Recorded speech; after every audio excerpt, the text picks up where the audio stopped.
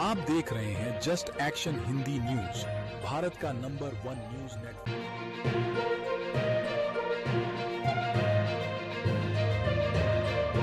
23 लाख कर्मचारियों के लिए बड़ी खुशखबरी, मोदी सरकार की नई पेंशन स्कीम से जुड़ने का मौका।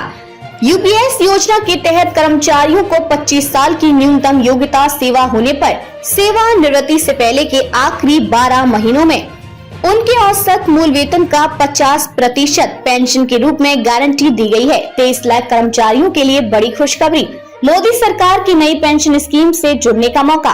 केंद्र सरकार के कर्मचारियों के लिए हाल ही में घोषित यूनिफाइड पेंशन स्कीम केवल उन लोगों के लिए ही उपलब्ध होगी जो फिलहाल नई पेंशन योजना एनपीएस के ग्राहक हैं और इनमें रिटायर्ड कर्मचारी भी शामिल हैं। यूपीएस योजना के तहत कर्मचारियों को 25 साल की न्यूनतम योग्यता सेवा होने पर सेवानिवृत्ति से पहले के आखिरी 12 महीनों में उनके औसत मूल वेतन का 50% पेंशन के रूप में गारंटी दी गई है। वहीं एनपीएस में मिलने वाली राशि बाजार से मिलने वाले रिटर्न पर निर्भर करती है। क्या है डिटेल? केंद्रीय मंत्रिमंडल ने हाल ही में यूपीएस योजना को मंजूरी दी है। इस योजना में पेंशन कम से कम 10 साल की सेवा अवधि के लिए आनुपातिक आधार पर तय होगी। साथ ही न्यूनतम 10 साल की सेवा के बाद सेवानिवृत्ति पर 10,000 रूपए प्रति माह की पेंशन भी सुनिश्चित की गई है। यह योजना सरकारी कर्मचारियों की एनपीएस से जुड़ी चिंताओं को दूर करने के लिए लाई गई है। एनपीएस को 1 जनवरी 2004 से लागू किया गया था। इसके पहले पुरानी पेंशन योजना ओपीएस के तहत कर्मचारियों को उनके अंतिम मूल वेतन का 50% पेंशन के रूप में मिलता था। हालांकि पुरानी पेंशन योजना के उलट यूपीएस अंशदायी प्रकृति की योजना है, जिसमें कर्मचारियों को अपने मूल वेतन और महंगाई भत्ते का 10% योगदान करना होगा। वहीं नियोक्ता केंद्र सरकार का योगदान 18.5% होगा। एनपीएस के तहत नियोक्ताओं का योगदान 14% रखा गया है, जबकि कर्मचारी का योगदान 10% तय है। इसके बावजूद एनपीएस के तहत कर्मचारी को अंतिम भुगतान उस कोष को मिलने वाले बाजार रिटर्न पर निर्भर करता है, जिसे ज्यादातर सरकारी ऋणों में निवेश किया जाता है।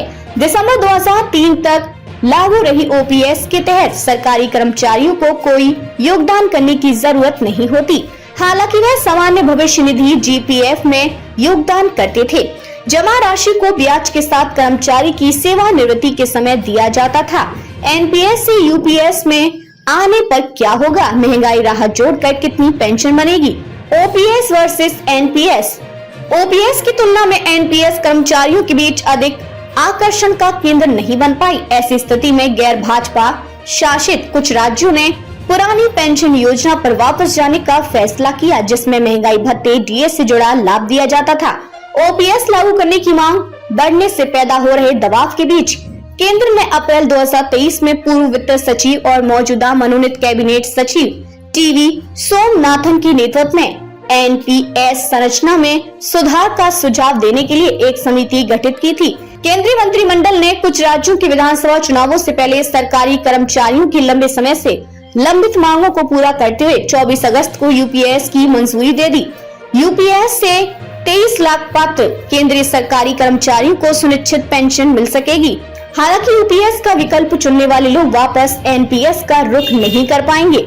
हर साल 6,250 करोड़ रुपए का बोझ यूपीएस से सरकारी खजाने पर हर साल 6,250 करोड़ रुपए का अतिरिक्त बोझ पड़ने का अनुमान है। हालांकि कर्मचारियों की संख्या में बदलाव होते रहने से हर साल इस पर खर्च अलग अलग होगा। इसके अलावा 31 मार्च 2025 से पहले सेवानिवृत्त होने वाले कर्मचारियों को एनपीएस के तहत 800 करोड़ रुपए का बकाया भुगतान किया जाना है। यदि ये सेवानिवृत्त कर्मचारी यूपीएस का विकल्प चुनते हैं तो उन्हें बकाया राशि मिलेगी। सूचना एवं प्रसारण मंत्री अश्विनी वैष्णव ने रविवार को सोशल मीडिया मंच एक्स पर कहा कि यूपीएस से 23 लाख केंद्रीय सरकारी कर्मचारियों को लाभ होगा। उन्होंने कहा कि यदि राज्य भी यूपीएस ढांचे को अपनाते हैं तो फिलहाल एनपीएस का हिस्सा बने कुल 90 लाख से अधिक सरकारी कर्मचारी इससे लाभान्वित होंगे। इस साल के अंत में विधानसभा चुनावों का सामना करने जा रही महाराष्ट्र की सरकार ने अपने कर्मचारियों के लिए यूपीएस को अपनाने की घोषणा कर दी है। वह ऐसा करने वाला देश का पहला राज्य बन गया है। क्या है एक्सपर्ट की राय? रेटिंग एजेंसी इंक्रा की मुख्य अर्थशास्त्री अदिति नायर ने कहा कि सुनिश्चित पेंशन की व्यवस्था भविष्य में सरकार के प्रतिबद्ध व्यय को बढ़ाएगी, लेकिन कर्मचारियों के लिए अनिश्चितता कम होगी। शार्दुल अमरचंद मंगलदास एंड कंपनी की भागीदार डोरोथी थॉमस ने कहा कि यूपीएस दीर्घकालिक सामाजिक सुरक्षा के लिए एक विचारशील नजरिया दर्शाती है, जो तेजी से बदलते आर्थिक परिदृश्य में पेंशन लाभ की पर्याप्तता और स्थिरता के बारे में चिंताओं को संबोधित करता है। अपने आसपास की खबरों को देखने के लिए वीडियो को ज्यादा से ज्यादा शेयर करें और चैनल को सब्सक्राइब जरूर करें और अपनी राय देना ना भूलें। फिर मिलते हैं अगले बुलेटिन में, तब तक के लिए नमस्कार।